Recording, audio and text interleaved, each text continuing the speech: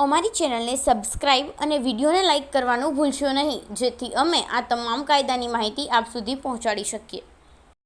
કલમ 60 કેદની શિક્ષાને પાત્ર ગુનો કરવાની યોજના છુપાવવા બાબત.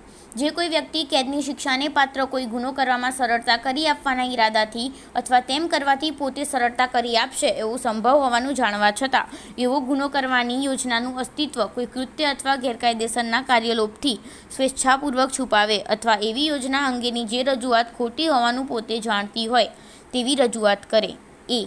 જો ગુનો કરવામાં આવે તો તે ગુના માટે ઠરાવેલી વધુમાં વધુ મુદતની 1/4 મુદત સુધીની કેદની શિક્ષા કરવામાં આવશે.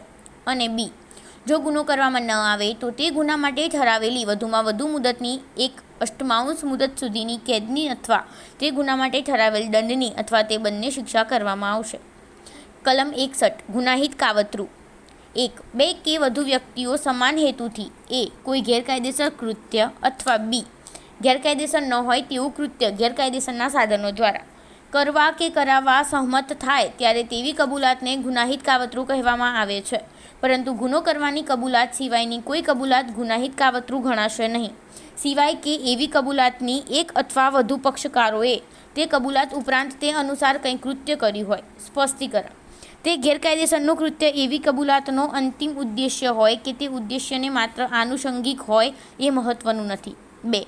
જે કોઈ વ્યક્તિ મોતની, આજીવન કેદની અથવા 2 કે તેથી વધુ વર્ષ સુધીની સખત કેદની શિક્ષાને પાત્ર ગુનો કરવાના ગુનાહિત કાવતરામાં સામેલ હોય અને એવા કાવતરા માટેની શિક્ષાની આ સંહિતામાં સ્પષ્ટ જોગવાઈ કરવામાં આવી ન હોય ત્યારે એવા ગુનામાં તેને દુષ્પ્રેરણ કર્યું હોય એ રીતે શિક્ષા કરવામાં આવશે.